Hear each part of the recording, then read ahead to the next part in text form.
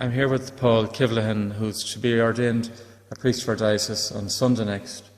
Paul will be the first ordination in the diocese in 10 years, and we won't dwell on the 9 years we haven't had one. We're going to focus on the 1 year we have and to thank God for it. So I thought it might be a nice idea to have a few words with Paul, just about his feelings, I suppose, as his ordination day approaches, and just maybe a bit about the story of his own vocation. So you're very welcome, Paul. Thanks, Vincent. How are you feeling about the day? I'm feeling very happy now and looking forward to Sunday coming at this stage after 6 years of formation in Maynooth.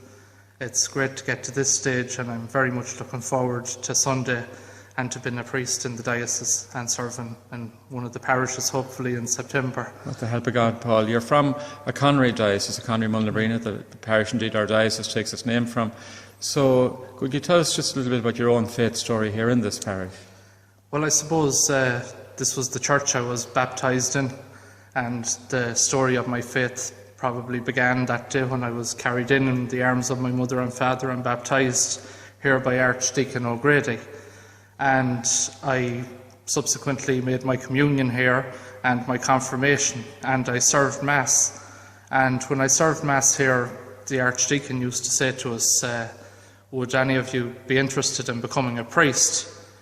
And I suppose, like all 7, 8, 9, 10, 11 and 12-year-olds, the idea of priesthood seemed to fit in like being a pilot or a doctor or a county council worker or whatever it might be, without really understanding maybe what being a priest entailed.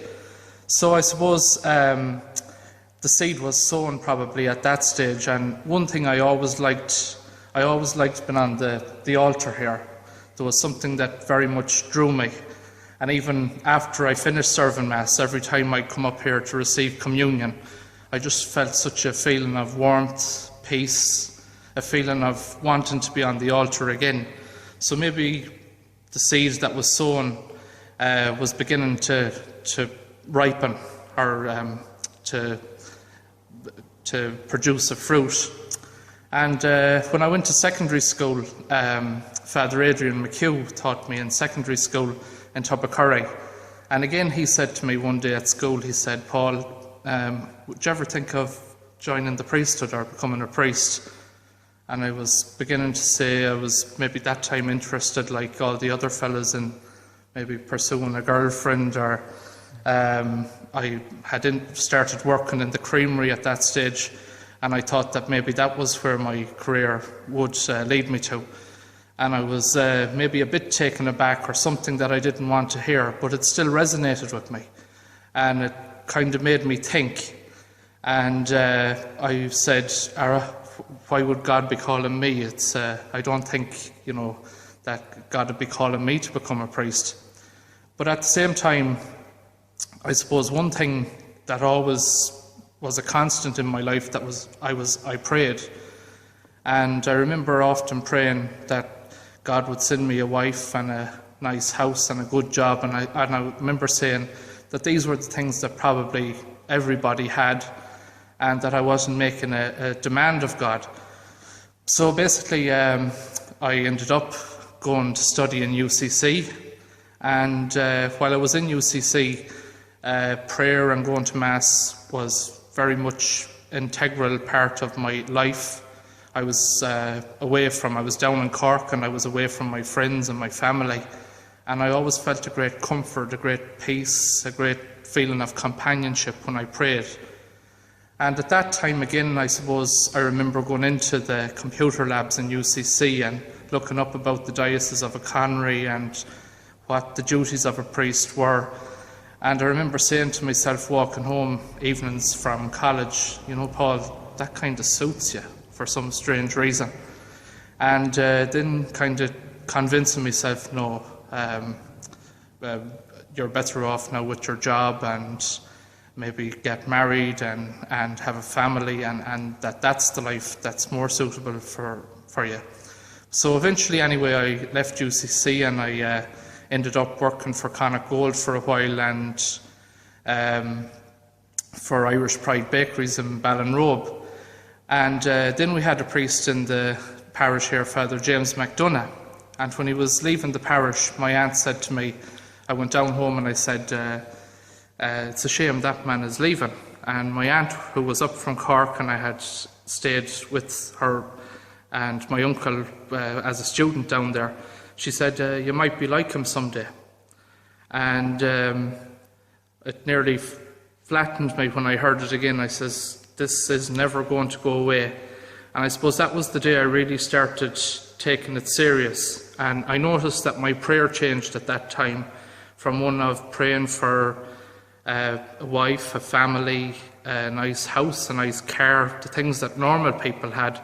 I started to pray that my prayer was open to what God would want from me, and that if I responded and listened to what God's call was, that I would get a sense of peace, a piece of happiness, joy in my life.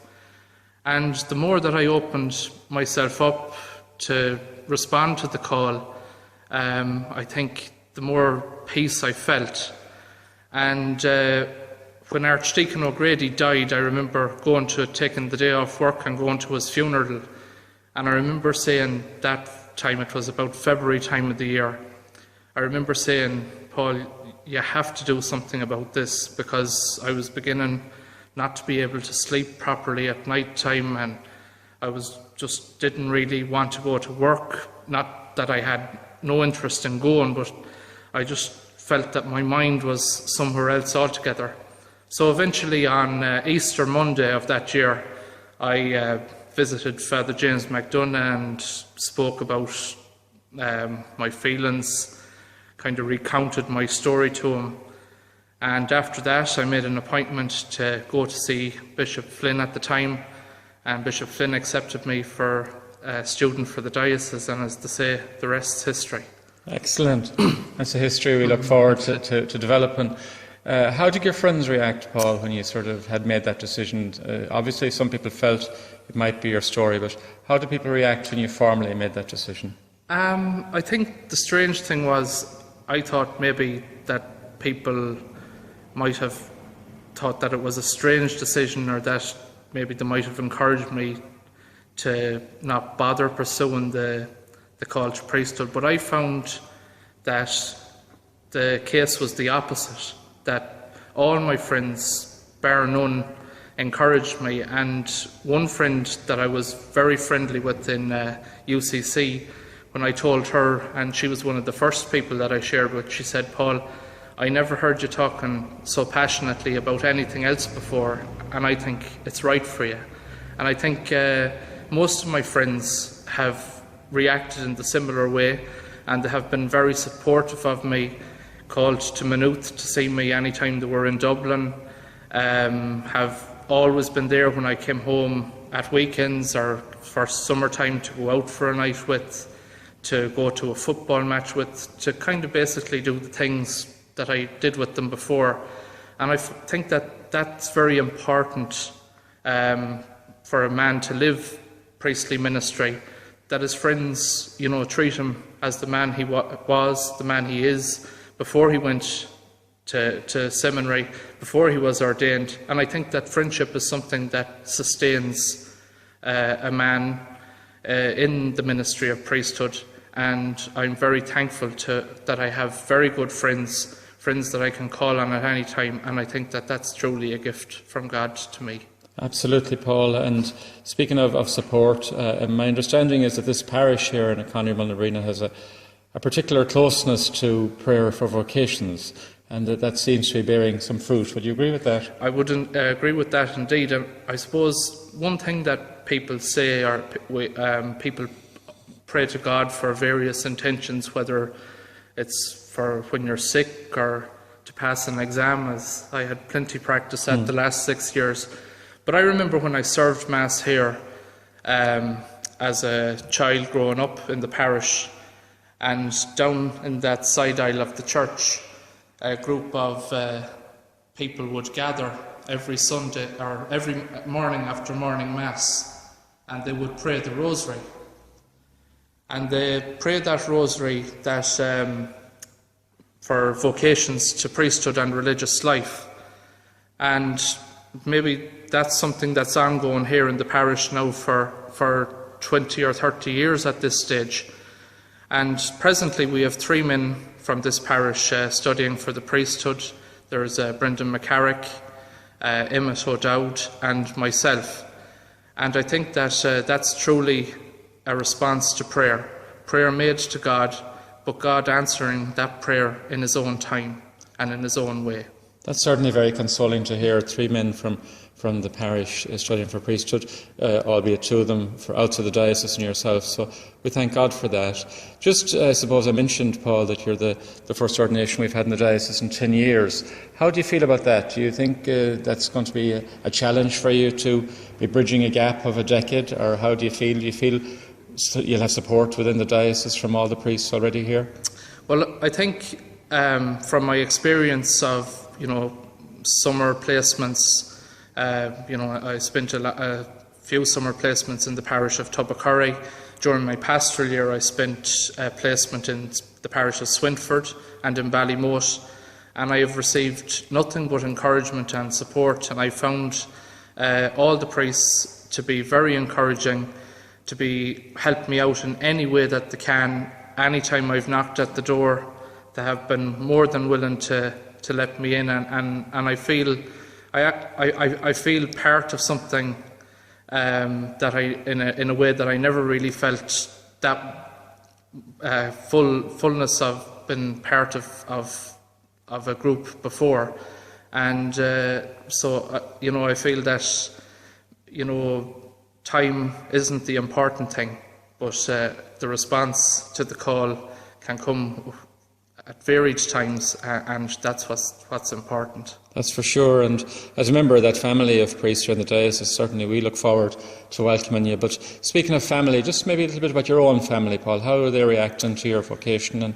how have you found support there? Well, when I mentioned it at first, I suppose they were a bit shocked, because I had been, as I said, I had spent 4 years in UCC, and I had worked for 4 years. I spent 3 years of that working for Connacht Gold at one thing or another, and I also had spent a year in Irish Pride. So when I came home, I suppose it was a bit of a shock, but I remember saying to a friend of mine, would things ever be normal again? And saying, for example, my mother saying, now Paul, it's time to maybe settle down and get a wife for yourself or something. And I was wondering, would it ever be normal again? And I remember a friend saying to me, Paul, it'll be normal, but in a different way. And they were no truer words of wisdom.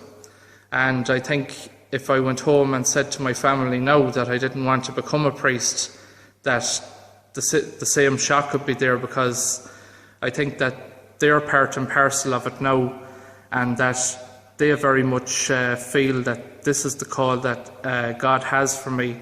And when they see me happy, I think that makes them happy.